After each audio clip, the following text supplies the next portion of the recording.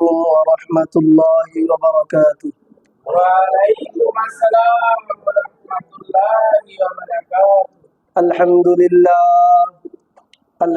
لله وكفى وسلام على عباده الذين اصطفى. أما بعد فأعوذ بالله من الشيطان الرجيم. بسم الله الرحمن الرحيم. يا أيها الذين آمنوا اتقوا الله وكونوا مع الصادقين. وقال رسول الله صلى الله عليه وسلم: الصدق ينجي والكذب يهلك.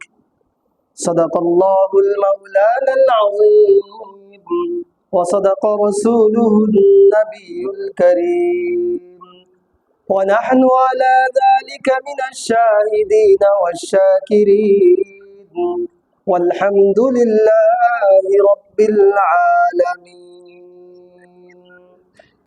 إن الله وملائكته يصلون على النبي يا أيها الذين آمنوا صلوا عليه وسلموا تسليما. সবাই মুহাব্বতের সাথে একবার দুরূদ ইব্রাহিম পাঠ করি।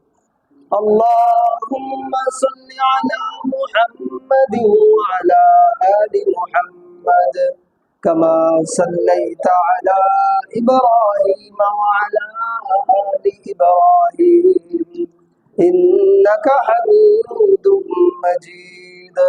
اللهم بارك على محمد وعلى آل محمد كما باركت على إبراهيم وعلى آل إبراهيم إنك حميد مجيد. بلغ العلا بكماله كشف الدجى بجماله حسنة جميع خصاله صلوا عليه وآله.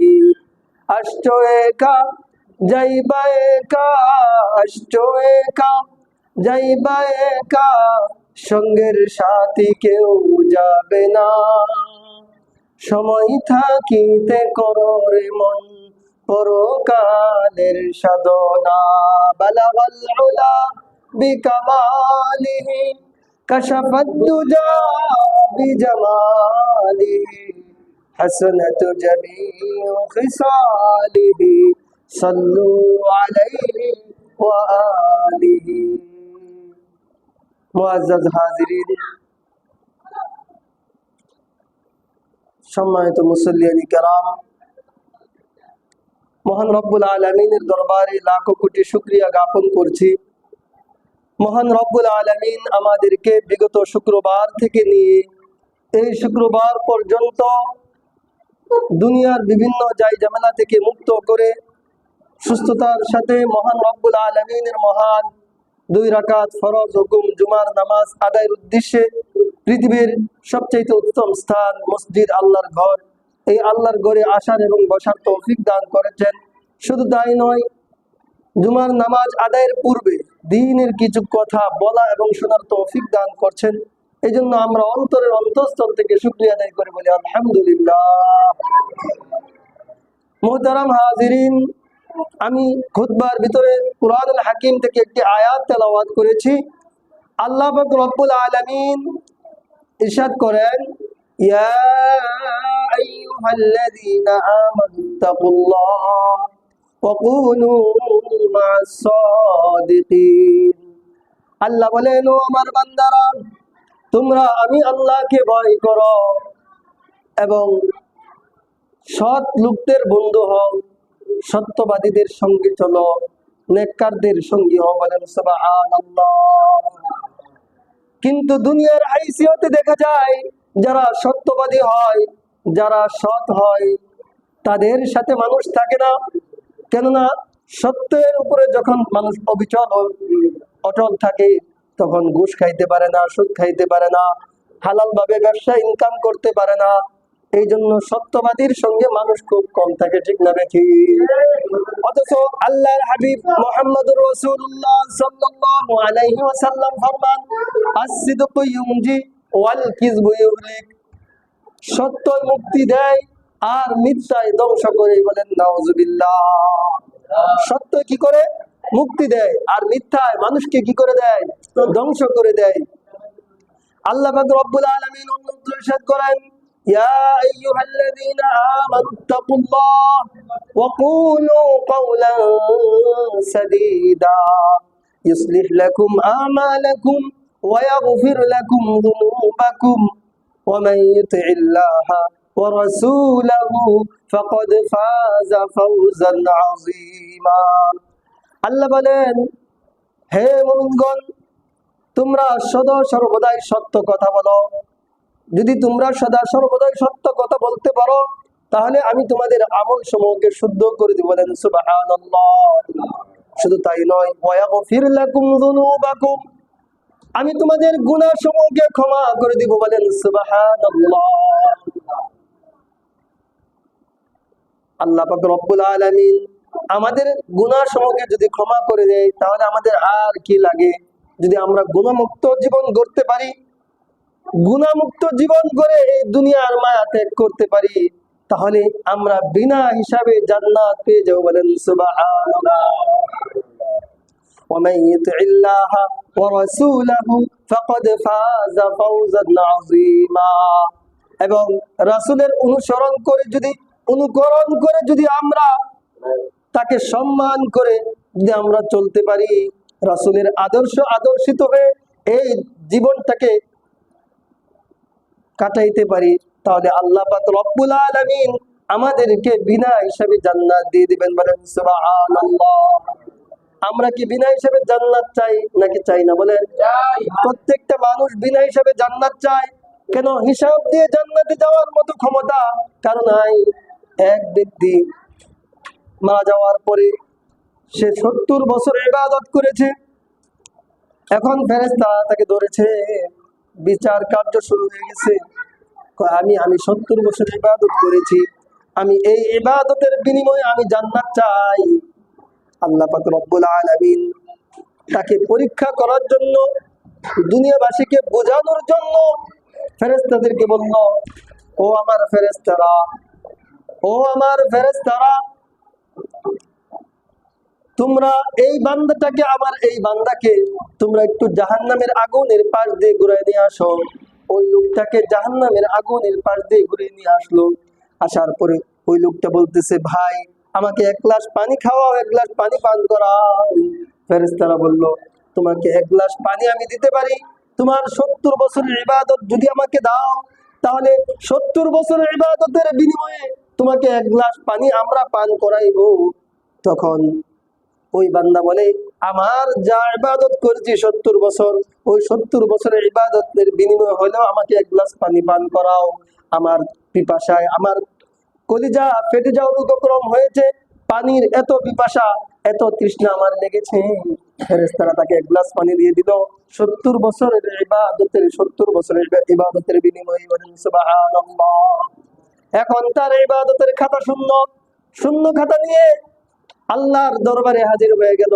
বলল, আল্লাহ, আমি বুঝতে পেরেছি ইবাদতের বিনিময়ে কোনো বান্দা জান্নাতে যাইতে পারবে না, আমলের বিনিময়ে জান্নাতে যেতে পারবে না। যদি তোমার দয়া ও রহমত না হয়, তাহলে এই পৃথিবীর কোনো মানুষ জান্নাতে যেতে পারবে না। হজ করেও জান্নাতে যাওয়া সম্ভব না, রোজা রেখেও জান্নাতে যাওয়া সম্ভব না, নামাজ পড়ে জান্নাতে যাওয়া সম্ভব না। কথাটা শুনতে খারাপ লাগে, কিন্তু এটাই সত্য কথা। তাই আমি বলছি না নামাজ পড়তে হবে না, হজ করতে হবে না, এটা বলছি না। সমস্ত ইবাদত করতে হবে। ইবাদতের পাশাপাশি আল্লাহ তাআলার দয়া ও অনুগ্রহের আশায় আশান্বিত থাকতে হবে, ঠিক না বেশি? আল্লাহ তাআলার দয়া ছাড়া, মায়া ছাড়া, মোহাব্বত ছাড়া একটা মানুষও জান্নাতে প্রবেশ করতে পারবে না। আল্লাহর রাসূল সাল্লাল্লাহু আলাইহি ওয়াসাল্লামের সুপারিশ ছাড়া তার কোন উম্মত জান্নাতে প্রবেশ করতে পারবে না। কিন্তু আজকে সেই নবীর জন্য, সেই প্রিয় মুহাম্মদুর রাসূলুল্লাহ সাল্লাল্লাহু আলাইহি ওয়াসাল্লাম, যাকে সৃষ্টি না করলে এই সাতক আসমান জমিন কুল কায়নাত কোনো কিছু সৃষ্টি হতো না, সেই নবীর জন্য, সেই নবীর মহব্বতে, সেই নবীর সুন্নত আমরা কতটুকু আঁকড়ে ধরতে পেরেছি, এটা যদি আমরা নিজের দিকে তাকাই, তাহলে আমরা বুঝতে পারবো নবীর সুন্নত আমাদের ভিতরে কতটুকু অটুট রয়েছে, বিদ্যমান রয়েছে। মোহতারাম হাজিরিন, নবীর সুন্নত তো ছিল যে প্রত্যেকটা পুরুষের মাথায় সর্বদাই টুপি থাকবে। নবীর সুন্নত তো ছিল প্রত্যেকটা মানুষের গায়ে লম্বা জামা পরিহিত থাকবে। নবীর সুন্নত তো ছিল টাকনুর উপরে প্রত্যেকটা পুরুষের প্যান্ট, পায়জামা, লুঙ্গি যাই পরুক না কেন, টাকনুর উপরে সেই কাপড়টা থাকবে। নবীর সুন্নত তো ছিল মা বোনদের প্রত্যেকের মাথায় সর্বদাই উন্না থাকবে। নবীর সুন্নত তো ছিল প্রত্যেকটা মুসলমান নরনারী সালাম প্রদান করবে, আসসালাতু ক্বাবলাল কালাম, কথা বলার আগে সালাম দেওয়া। কিন্তু নবীর সুন্নতের আমরা কতটুকু পাবন্দি করছি? নবীর সুন্নত তো ছিল এক মুসলমান অপর মুসলমানকে যদি আঘাত করে তাহলে ওই মুসলমানকে ক্ষমা করে দেওয়া। কিন্তু দেখা যায় আমাকে একজনে একটা গালি দিয়েছে, আমি পারি তাকে 10টা গালি দেই, না পারলে তার হাত পা ভেঙে দেয়, ঠিক না বেঠি? তাহলে আমরা নবীর আশিক দাবি করি, নবীর প্রেমিক দাবি করি, নবীর কি বলে সাচ্চা প্রেমিক দাবি করলে, তাহলে নবীর প্রেম যার মহব্বত আমার অন্তরে আছে, তার অনুসরণ যদি না থাকে, তাহলে কেমন ভালোবাসা, কেমন প্রেম আমাদের ভিতরে আছে আমরা এটা নিজেরাই বুঝতে পারি, ঠিক না বেঠি? মুহতারাম হাজিরিন, কত নাস্তিক, কত আপনার হচ্ছে ইসলাম বিদ্বেষী যারা এরা নবীকে নিয়ে কটূক্তি করে, নবীর হাদিস নিয়ে রং তামাশা করে, নবীকে নিয়ে ব্যঙ্গ করে। কিন্তু আজকে আমার অন্তরে, আপনার অন্তরে একটু ব্যথা লাগে না, একটু দরদ লাগে না? তাদের প্রতিবাদ পর্যন্ত আমরা করতে পারি না। কিন্তু নিজের বাবাকে কেউ গালি দিলে তার জন্য মামলা পর্যন্ত করে পারি। নিজের বাবার গায়ে কেউ হাত দিলে, ওই যে হাত দিল তাকে মারার জন্য উদ্বুদ্ধ হয়ে যায়। কিন্তু যে নবী এখনো সোনার মদিনায় শুয়ে শুয়ে উম্মতি বলে চিন্তায় পেরেশান, কিন্তু আজকে সেই নবীর আদরের উম্মত হয়ে আমরা এই আদরের উম্মত হয়ে তার জন্য কতটুকু কি করতেছি? মুহতারাম হাজিরিন, আফসোসের বিষয়, পরিতাপের বিষয় হচ্ছে যে নবী মাসুম, যে নবী তার গুনাহ নাই, সেই নবী রাতকে রাত নামাজ পড়ে তার পা মুবারক খুলে দিয়েছে। কিন্তু আজকে আমরা তার উম্মত দাবি করি, নামে উম্মত দাবি করি, কিন্তু আজকে আমরা 5 ওয়াক্ত নামাজই পড়তে পারি না। তাহাজ্জুদ তো দূরের কথা, আওয়াবিন ইশরাক তো দূরের কথা, 5 ওয়াক্ত ফরজ নামাজ প্রত্যেকটা প্রাপ্তবয়স্ক মুসলমান নরনারীর উপরে যে 5 ওয়াক্ত ফরজ নামাজ, সেই নামাজটা আমরা পড়তে পারি না। তাহলে আমরা কেমন মুসলমান হয়েছি, কেমন নবীর উম্মত আশিক দাবি করছি যে আজকে নামাজটা পড়তে পারি না। মুখে নবীর সুন্নত, দাড়ি সেটা আমার মুখে নাই, বলি হুজুর মেয়ে বিবাহ দেই নাই, ছেলে বিবাহ করাই নাই, নাতি করে মুখ দেখলাম না, এখনই কি দাঁড়িয়ে রাখবো? আমি কি বৃদ্ধ হয়ে গেছি নাকি? আমি বলতে চাই, ও ভাই, আপনি বৃদ্ধ হওয়া পর্যন্ত বাঁচবেন কিনা সেই গ্যারান্টি আছে? কারণ কি গ্যারান্টি আছে যে আমি বৃদ্ধ হওয়ার পরে মারা যাব? কত মানুষ, আপনার বন্ধু, কত মানুষ অ্যাক্সিডেন্টে মারা যাচ্ছে, কত মানুষ ব্রেন স্ট্রোক করে মারা যাচ্ছে, কত মানুষ কিডনির প্রবলেম, লিভারের প্রবলেম হয়ে অপারেশন থিয়েটারে ঢুকছে, অজ্ঞান হওয়ার পরে আর অপারেশন শেষ হওয়ার পরে আর জ্ঞান ফিরে নেয়। এমন মানুষ অনেক আছে না? 30 বছর, 35 বছর, 40 বছর বয়সের মানুষ নাই, 20 বছরের বাচ্চা নাই। কিছু একটা নিউজ দেখলাম, একটা মেয়ে সে এসএসসি পরীক্ষা দিয়েছে, পরীক্ষা দেওয়ার পরের দিন তার একটা সমস্যা ধরা পড়ছে, ওটা অপারেশন করার জন্য অপারেশন করছে, হয়েছে। অপারেশন হওয়ার পরে ভুল ইঞ্জেকশন নার্সে দিয়ে দিছে, সেজন্য সে মারা গেছে। এখন তার পরীক্ষার রেজাল্ট, এসএসসি রেজাল্ট আসছে, গোল্ডেন পেয়েছে, বুঝতে পারছেন? মা বাবা তো সন্তানের গোল্ডেন A+ এটা পেয়ে দেখে খুশি হওয়ার কথা, কিন্তু সেই মা বাবা তার রেজাল্ট শিট দেখে তারা কাঁদতেছে। কেন কাঁদতেছে? এই রেজাল্ট দিয়ে কি হবে? যে রেজাল্ট করলো সে তো আর দুনিয়াতে নাই।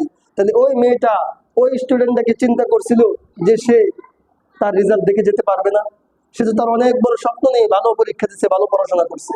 মুহতারাম হাজিরিন, ঠিক তেমনি ভাবে একটা মুসলমান এই দুনিয়াতে বসবাস করে, সে বাড়ি গাড়ি সব কিছু করে, ব্যাংক ব্যালেন্স সব করে, কিন্তু যেরকম সে কল্পনাও করতে পারবে না এই দুনিয়ার জন্য সে এত কিছু করছে, কিন্তু দুনিয়া কিঞ্চিত আল্লাহ তাআলা তাকে দিয়ে দিয়েছে, কিন্তু তার যে আখিরাতের আসল বাড়ি, সেই বাড়ির একটা পিলারও সে নির্মাণ করে যেতে পারলো না। তার মতো হতভাগা, কপাল পোড়া এই দুনিয়াতে আর কেউ নাই। আসল বাড়ির একটা পিলার গাড়তে পারে নাই, কিন্তু ঢাকা শহরে 3-4টা বাড়ি তার রয়ে গেছে। এখন মৃত্যু হয়ে গেল, মৃত্যু হওয়ার পরে আসল বাড়ির তার পিলার নাই, অর্থাৎ আসল বাড়ির ঘরটা সে নির্মাণ করতে পারে না। আসল বাড়ির ঘর কি? নামাজ, হজ, যাকাত, রমজানের রোজা, দান সদকা, এইগুলোই তো হলো আসল বাড়ির পিলার, ঠিক না বেঠি? কিন্তু সেই দুনিয়ার সমস্ত বাড়ি করলো, গাড়ি করলো, হ্যাঁ, ছেলে মেয়েদেরকে উচ্চ শিক্ষায় শিক্ষিত করলো, কিন্তু তার যে নিজের আসল বাড়ি 3.5 হাত মাটির ঘর, সেই মাটির ঘরে শোয়ার পরে যে তার হিসাব নিকাশ শুরু হয়ে যাবে, হ্যাঁ, ভালো কাজ করলে জান্নাতের সাথে তার কবরের সাথে কানেকশন তৈরি হয়ে যাবে, বলেন সুবহানাল্লাহ। আর মন্দ কাজ করলে দুজকের সাথে তার কবরের কানেকশন তৈরি হয়ে যাবে। দুনিয়াতে এসি না থাকলে, কারেন্ট না থাকলে কত কষ্ট, শরীর দিয়ে ঘাম ভিজে, কাপড় চোপড় সব ভিজে যায়। কিন্তু আপনি একটাবার চিন্তা করছেন চোখটি বন্ধ করে, কবর, এই কবরে যখন আপনাকে শুয়ে দেওয়া হবে, হ্যাঁ, কবরে শুয়ে দেওয়ার পরে বাঁশের বাঁশের কি দেওয়া হয়, এগুলা বাঁশের চাষ দেওয়া হয়, বাঁশের এরকম ফালদি দেওয়া হয়, তারপরে চাষ দেয়, চাষের উপরে মাটি দেয়, মাটি দেওয়ার পরে ওখানে তো একটু ফাঁকা থাকবে না, তাহলে ওখানে কেমন গরম লাগবে। ওই কবরের জন্য, কবরের আরামের জন্য কয়টা এসি তৈরি করলাম আমরা। এসি তো দূরের করা, একটা ফ্যানেরও তৈরি করতে পারলাম না, যে হুজুর কবরে আবার ফ্যান কিভাবে দিব। আপনি যদি এই দুনিয়াতে ভালো কাজ করেন, দান সদকা করেন, হ্যাঁ, এতিম মিসকিনদেরকে খাবার খাওয়ান, হ্যাঁ, গরিব অসহায়দের, হ্যাঁ, তাদের পাশে দাঁড়ান, তাহলে আল্লাহ পাক রব্বুল আলামিন আপনার কবরের সাথে জান্নাতের সুন্দর আবহাওয়া চালু করে দিবেন, সুবহানাল্লাহ। দুনিয়ার এসির বাতাস কি জান্নাতের বাতাসের মতো এই পৃথিবীর বাতাস কেউ তৈরি করতে পারবে? চন্দ্রের আলো, সূর্যের আলোর মতো আপনি যত বড় হেজাক, যত লাইট, হ্যাঁ, 80,000 কেন 2 লক্ষ ভোল্টের, 2 লক্ষ ভোল্টেরও যদি বাল্ব ব্যবহার করেন, রাতের যে চন্দ্রের আলো, এই চন্দ্রের আলোর মতো কি আলো দেবে? সূর্যের আলো, আপনার পুরা পৃথিবীটা এখন আলোকময়, এই সূর্যের আলোর মতো আপনি আলোকিত কোনো করতে পারবেন? আপনি রাতের বেলায় আপনি এরকম, এখন যে দিন যে পরিষ্কার, এরকম পরিষ্কার দেখাইতে পারবেন? যত আপনি কোটি পাওয়ার লাইট ব্যবহার করেন, কোটি পাওয়ার দ্বারা লাইট ব্যবহার করলেও চন্দ্রের আলো অর্থাৎ সূর্যের আলোর মতো আলোকময় পাওয়ার আপনি দেখাইতে পারবেন না।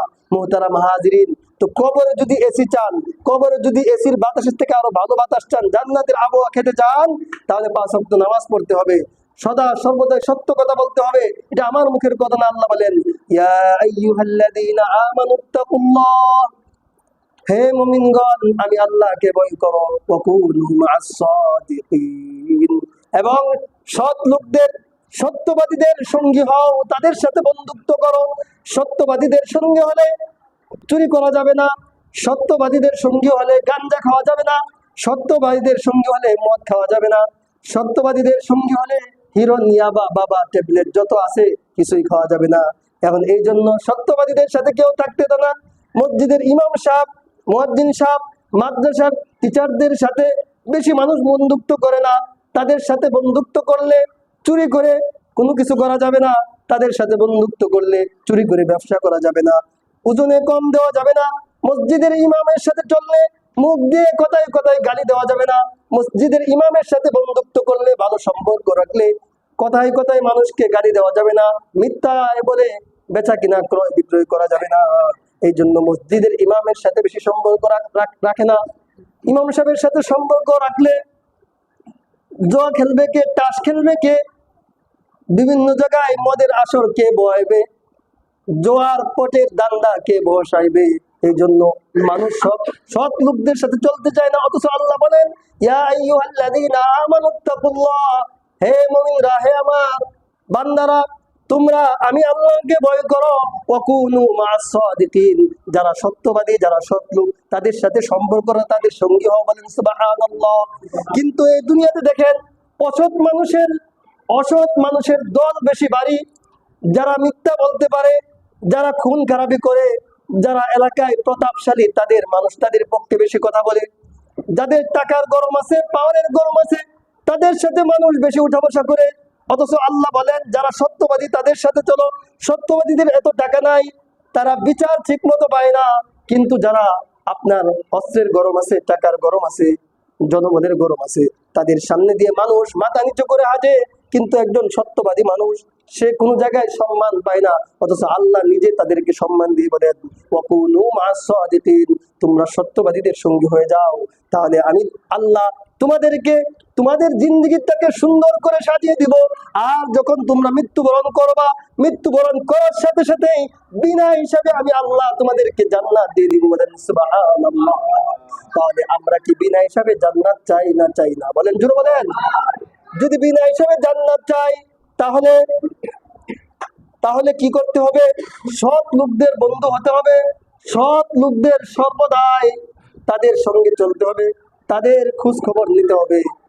এই চিন্তা করলে হবে না আমার বড় ভাই অমুক পাওয়ারফুল নেতা, আমি তার সাথে চললে আমি রিলিফের মাল পাবো, আমি তার সাথে চললে একটা রেশন কার্ড পাবো। এই চিন্তা করা যাবে না। এই দুনিয়ার জিন্দেগি হলো ক্ষণস্থায়ী, আর আখিরাত হলো চিরস্থায়ী। গত জুমায় বলেছিলাম আদ-দুনিয়া মাজরাতুল আখিরা, এই দুনিয়াটা হলো আখিরাতের ক্ষেত্র স্বরূপ। আর মুমিনের জন্য আদ-দুনিয়া সিজনুল মুমিন ওয়া জান্নাতুল কাফির। আল্লাহ রাসূল সাল্লাল্লাহু আলাইহি ওয়াসাল্লাম এই হাদিসের মধ্যে বর্ণনা করেন, দুনিয়াটা মুমিনের জন্য জেলখানার স্বরূপ, কয়েদখানা স্বরূপ। জেলখানায় মানুষ ভালো ভালো থাকে না, জেলখানায় মানুষ বিভিন্ন রকমের অত্যাচার তাদেরকে করা হয়, মানুষকে বিভিন্ন রকমের কারেন্টের শক দেওয়া হয়, ঠিক মতো খাবার দেওয়া হয় না, এক বেলা খাবার খায়, রুটি খায়, এক গ্লাস পানি পান করে। কিন্তু যারা স্বর্গে বাস করে, অর্থাৎ যারা ভালো থাকে, তারা তো যেটা ইচ্ছা সেটাই খেতে পারে। তাহলে মুমিনের জন্য হলো আদ-দুনিয়া সিজনুল মুমিন, মুমিনের জন্য হলো জেলখানা স্বরূপ এই দুনিয়াটা। ওয়া জান্নাতুল কাফির, এবং যারা কাফের বেদিন মুশরিক তাদের জন্য হলো কি বালাখানা স্বরূপ, জান্নাতুল। এখন যারা অসতের সাথে সঙ্গী হবে, তাদের জন্য এই দুনিয়াটা বালাখানার মতো লাগবে। তাদের গাড়ি বাড়ির অভাব নাই, তাদের সন্তান এত সুন্দর ফুটফুটে ফার্মের মুরগির বাচ্চা, দেখেন না? ফার্মের মুরগির বাচ্চাকে এক সপ্তাহ খাওয়া লেমলেমা, আপনি মোটা মোটা বানা, আমাদের দেশে লেমলেমা একবারে। এক সপ্তাহে ফার্মের মুরগির ছাও দেখবেন এত বড় হয়ে যায়, 1 কেজি হয়ে যায়। যারা অসৎ পথে ইনকাম করে, তাদের স্বাস্থ্য, তাদের চেহারা ছবি দেখলে মনে হয় সর্বনাশ। দেখবেন হিন্দু, খ্রিস্টান, বৌদ্ধ, তাদের সন্তানদের দিকে তাকায় না, সর্বনাশ, টুক্কা দিলে মনে হয় রক্ত বের হয়ে যাবে। কিন্তু মুসলমানের সন্তান 5 ওয়াক্ত নামাজ পড়ে, তাদের স্বাস্থ্য ভালো না, কিন্তু তাদের চেহারার দিকে তাকাইলে নূর চমকাতে থাকে, ঠিক না বেঠিক? একটা নামাজি ব্যক্তির চেহারার দিকে তাকাইবেন, নেক নজরে দেখবেন তার চেহারা সুন্দর না, দাঁত উঁচা, চেহারা ভালো না, হ্যাঁ, চুলের কাটিং ভালো না, তারপরে তার দিকে তাকাইলে আল্লাহর কথা স্মরণ হয়, ঠিক না বেঠিক? কিন্তু আরেকজন ব্যক্তি বড় অফিসার, বড় পদে চাকরি করে, তার দিকে তাকাইলে দেখা যায় চারালের মতো, বুঝেন নাই? সন্ত্রাস বাপ, মানুষ তার কাছে সৈন্য অর্জন যাইতে পারে না। কেমনে যাবে? গেলেই তো 1 লাখ টাকা ঘুষ চাইবে। মুহতারাম হাজিরিন, তাহলে আল্লাহ বলছে তোমরা ওয়াকুনু মা'আস সাদিকিন, সত্যবাদীদের সঙ্গী হও। কিন্তু আজকে আমাদের সমাজের অবস্থা কি? যারা সত্যবাদী তার সঙ্গে থাকে না। বিচার হইলে যে সত্যবাদী যে লোকটা, সে যায় বলে ভাই আব্দুল রহিম ভাই আমার বিচার হবে, থাকেন। তাহলে তোমার বিচারে থাকলে আপনি কিন্তু ঠকবা। ওকে ভাই আমি ঠকবো, আমি ধরে মারি নাই। কই তুমি কি চেয়ারম্যানের টাকা দিচ্ছ 2000? হয়তো তুমি ঠকবা, বুঝেন নাই? তুমি কি মেম্বারের টাকা দিতে পারছো? টাকা দিলে তুমি জিততে পারতেন, টাকা দিলে তোমার পক্ষে যদি নেই, তুমি হারলে তো আমরাও হারলাম, বুঝেন নাই? খেলা 11 জনের টিমে খেলা হয়, 11-22 জনে। যে টিম হারে ওই টিমে যে ভালোই খেলুক, হারলে তো তারও দুর্দাম, ঠিক না? তাহলে এই জন্য সৎ লোক, নেক লোকদের সঙ্গী মানুষ খুব কম হয়। অথচ আল্লাহ বলতেছে তোমরা ওয়াকুনু মা'আস সাদিকিন, সত্যবাদীদের কি হও? সঙ্গী হও, বন্ধুত্ব হও। আল্লাহ অন্যত্র ইরশাদ করেন, ইয়া আইয়ুহাল্লাযীনা আমানুত্তাকুল্লাহ ওয়া কুলু কাওলান সাদীদা, যে তোমরা আমি আল্লাহকে ভয় করো এবং সদা সর্বদাই সত্য কথা বলো। কিন্তু আজকে সত্য কথা বলি না। সত্য কথা কেন বলি না? সত্য কথা যদি বলি, আর একদিন যদি আমি বিচারে পড়ি, তো ওই বিচারে যদি আমি সত্য বলে সাক্ষী দেই, তাহলে এই বিচার আমার কারণে সঠিক বিচার পাবে। আর একদিন আমি যদি বিচারের সম্মুখীন হয়ে যাই, তাহলে আমার বিরুদ্ধে তারা মিথ্যা সাক্ষী দিয়ে আমাকে ফাঁসায় দিবে। আপনি এই চিন্তা করলেন, কিন্তু আজকে দুনিয়াতে এই ক্ষণস্থায়ী আপনি একটা বিচারে উত্তীর্ণ হইতে পারবেন না বিদায় আপনি আরেকজনকে ফাঁসায় দিলেন, আপনি সত্যটা জেনেও বললেন না, তাহলে আপনি নবীর প্রকৃত আশিক আর প্রেমিক হতে পারেন নাই। কেন? আল্লাহ রাসূল তার জীবনটা কাটাইছেন সত্যের উপরে, তিনি কখনোই মিথ্যা বলেন নাই। এই জন্য আল আমিন, আমরা জানি আল্লাহ রাসূলকে কাফের বেদিন মুশরিকরা কি বলতো? আল আমিন। কি বলতো? আল আমিন উপাধি দিছিল। আল আমিন কেন? বিশ্বাসী। যখন আল্লাহ রাসূল সাল্লাল্লাহু আলাইহি সাল্লাম মক্কা থেকে হিজরত করে মদিনায় চলে যাবেন, কাফেররা যেতে দেবে না, তিনি রাতের অন্ধকারে হযরত আবু বকর সিদ্দিক রাদিয়াল্লাহু তাআলা আনহুকে নিয়ে চলে যাবেন এবং আবু বকর রাদিয়াল্লাহু তাআলা আনহুকে বললেন যে তুমি রেডি থেকো। 6 মাস আগে বলছেন, যখন থেকে তিনি বলেছিলেন যে তুমি রেডি, আমি ডাকবো তোমাকে, আমি যখন ডাকবো তোমাকে আমার সাথে যেতে হবে, ওই 6 মাস পূর্ব থেকে তিনি রাতের বেলায় বিছানায় আর পিঠ লাগান না, তিনি দরজার সামনে গাড়ি একটা নিয়ে কি থাকতেন, তৈরি থাকতেন। তারা হচ্ছে প্রকৃত নবীর আশিক আর প্রেমিক। শুধু 12 রবিউল আউয়াল আসলে লা ইলাহা ইল্লাল্লাহর পতাকা আর ডেক বসায়া দিলেই কি নবীর প্রেমিকের আশিক হওয়া যায়? হওয়া যায় না। তাহলে তো সাহাবীরা এটাই করতো, ঠিক না ঠিক? তো যাই হোক, আলোচনা হইতেন, আমি বুঝাতে চাচ্ছি। তো আল্লাহ রাসূল সাল্লাল্লাহু আলাইহি সাল্লাম হযরত আলী রাদিয়াল্লাহু তাআলা আনহুকে বললেন যে অমুক ইহুদি আমার কাছে এত টাকা পাবে, এত দিনার রাখছে, আমানত রাখছে, এটা তুমি নাও, আর তুমি এগুলো সব বুঝে রাখো, তাদেরকে কালকে বুঝাই দিবা, আর তুমি আমার বিছানায় আমার বেডে শুয়ে থাকবা। বুঝতে পারছেন? নবীজি তো চলে যাবে হিজরত করে আল্লাহ তাআলার হুকুমে।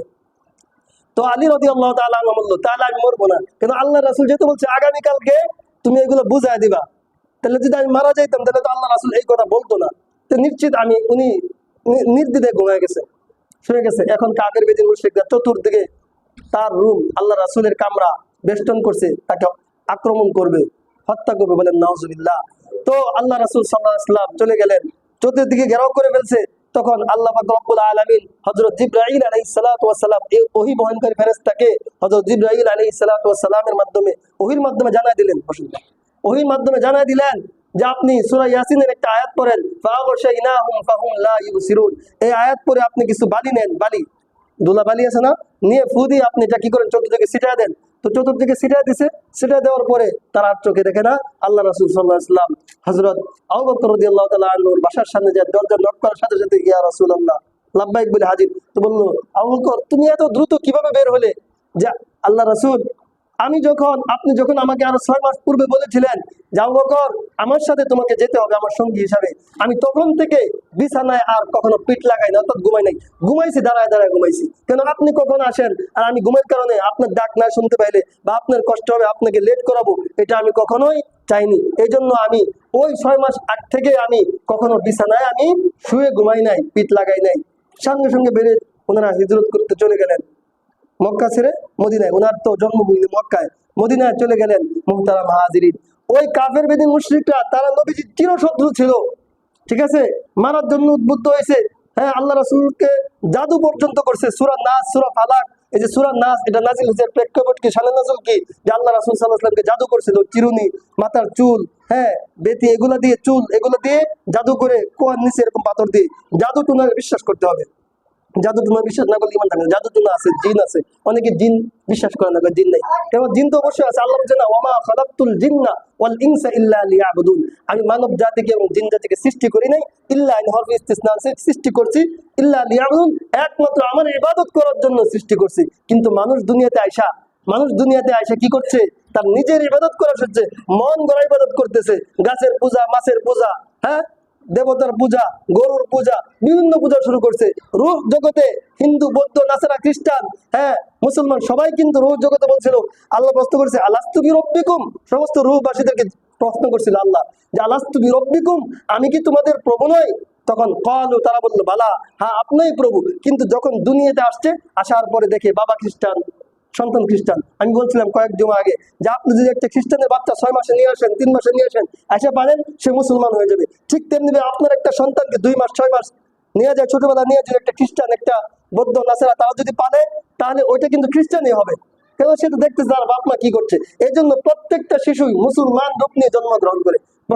হাদিসের কথা যে প্রত্যেকটা শিশুই মুসলমানের রূপ নিয়ে, মানে মুসলমানের ফিতরাত নিয়ে জন্মগ্রহণ করে। কিন্তু যখন তার মা বাপ, সে যে ঘরে জন্ম নেয়, তখন আস্তে আস্তে সে অটোমেটিক ওই কৃষ্টি কালচারে কি হয়ে যায়, দাবিত হয়ে যায়। মুহতারাম হাজিরিন, তো আজকে আলোচনার মূল বিষয় ছিল ইয়া আইয়ুহাল্লাযীনা আমানুত্তাকুল্লাহ ওয়া কুনু মা'আস সাদিকিন, হে মুমিনরা তোমরা আমি আল্লাহকে ভয় করো এবং সৎ লোকদের, সত্যবাদীদের কি হও, সঙ্গী হও। এই বিষয়ের উপরে আলোচনা ছিল। মুহতারাম হাজিরিন, আল্লাহ রাসূল সাল্লাল্লাহু আলাইহি ওয়াসাল্লাম অন্যত্র ইরশাদ করেন, আস-সিদকু ইউনজি ওয়াল কিযবু ইউহলিক, যে সত্যই মুক্তি দেয় আর মিথ্যায় ধ্বংস করে দেয়। সত্য কি করে? মুক্তি দেয়, আর মিথ্যায় কি করে? ধ্বংস করে দেয়। দেখেন, একটা মানুষ যদি কোনো কিছু করে ফেলে, অবৈধ কোনো কাজ করে ফেলে, সে যদি সরকারের কাছে স্যালেন্ডার করে যে আমি একটা খুন করে ফেলছি, বুঝি নাই, আমি আসলেই আমার ভাইটাকে মেরে ফেলছি, আমি যে সিলিন্ডার করি। কিছুদিন আগে দেখেন নাই, একটা বাবা তার সন্তানকে কুড়াল দিয়ে কুবিয়ে নিজ হাতে হত্যা করছে, করে সে নিজে কিন্তু ধরা দিছে, মানে পুলিশের কাছে বলছে আমি আমার সন্তানকে মারছি, কারো প্রবঞ্চনায়। কেন মারলো? ওই ছেলেটা ছিল মাদকাসক্ত, অনেক লম্বা ঘটনা। সে তার মাকে অকাত্য ভাষায় গালাগালি করতো, বাবা কিন্তু 5 ওয়াক্ত নামাজ পড়তো, তাবলীগ করতো, সে নিজে কোরআন দিয়ে। তাহলে একটা বাবা কত কষ্ট পাইলে, তার মনে কত ব্যথা থাকলে, কত আঘাত থাকলে নিজ সন্তানকে, জন্মদত্ত সন্তানকে কি করছে, কোরআন দিয়ে কুবুকে তিলে তিলে মারছে। মোহতারাম হাজরিন, আমাদেরকে গত কালকে মেসেজ দিছে যে ইসলাম ফাউন্ডেশন থেকে মাদক নিয়ে কথা বলার জন্য। মাদক নিয়ে কথা কি বলবো, মাদক এটা ভালো না, আমরা জানি। আর এই মাদকের কারণে সমাজ নষ্ট হচ্ছে। সরকারও চায় না যে যারা মাদক ব্যবসায়ী, যারা মাদক সেবন করে তাদেরকে দমন করার জন্য সরকার তাদের জন্য সেল কারাগার নামে একটা রাখছে। যারা শিশু মাদক আছে তাদেরকে এখানে রাখলে সরকার তাদেরকে কি করে ট্রিটমেন্ট নেয়। এই জন্য আসলে মাদকের চোরা কারবারি, মাদকের চালান, মাদকের সেবন এগুলো অনেক বেশি বেড়ে গেছে। আমরা যারা এলাকায় সচেতন মানুষ আছি, আমরা ইনশাল্লাহ এটার দিকে খেয়াল রাখবো। আমরা আমাদের সন্তানদেরকে দেখবো তারা কোন বন্ধুর সাথে যায়। যদি আমার সন্তান মাদকাসক্ত কোনো বাচ্চার সাথে চলাফেরা করে, আস্তে আস্তে সে ওইদিকে এফেক্টেড হয়ে যাবে। এই জন্য এই মাদক যারা নেশা করে তাদের আসলে তাদের মা বাবা বলতে কিছু নাই। কেননা মাদক সেবন করলে সেন্স ঠিক থাকে না, স্ত্রীকে, মাকে, বোনকে চিনে না, ঠিক না, মাথা ঠিক থাকে না। এই জিনিসটা হারাম কেন, সেন্স ঠিক থাকে না, এই জন্যই কি এটা হারাম। তো মাদক বলতে ইয়াবা আছে, গাঞ্জা আছে, তারপর হচ্ছে মদ আছে, তারপরে আরো যত কিছু আছে, এই সবকিছু কি মাদক। হ্যাঁ, এই জন্য আমরা এই মাদক থেকে বেঁচে থাকবো। আর এই মাদকের বিভিন্ন কারণ, মাদকের কারণে অনেক ক্ষতি আছে। ক্ষতিটা কি, ক্যান্সার হয়, ফুসফুস নষ্ট হয়ে যায়, লিভার নষ্ট হয়ে যায়, হ্যাঁ, টিউমার এগুলো হয়, ক্যান্সার হয়, এগুলো হয়। দেখবেন এই যে বিড়ি সিগারেট এগুলার প্যাকেটে লেখা থাকে যে ধূমপান হৃদরোগের কারণ, ধূমপান এরকম হার্ট রোগের কারণ লেখা থাকে না। তারপরে মানুষ জানে শুনে কি করে, এগুলা খায়। এগুলো আমরা ইনশাল্লাহ আস্তে আস্তে এগুলো সেবন করা ছেড়ে দিব। যেহেতু আমাদেরকে সরকার থেকে আমাদেরকে মেসেজটা দিয়েছে, আপনাদেরকে বললাম আপনারা এই কথাগুলি উপর আমল করার চেষ্টা করবেন। আর আজকের আলোচনার মূল বিষয় ছিল আমরা সর্বদাই সত্য কথা বলবো এবং সত্যবাদীদের সঙ্গী হবো। এর জন্য যদি আমার জেল হয়ে যাক, সত্যবাদীদের কি হয়ে যাব, সঙ্গী হয়ে যাব।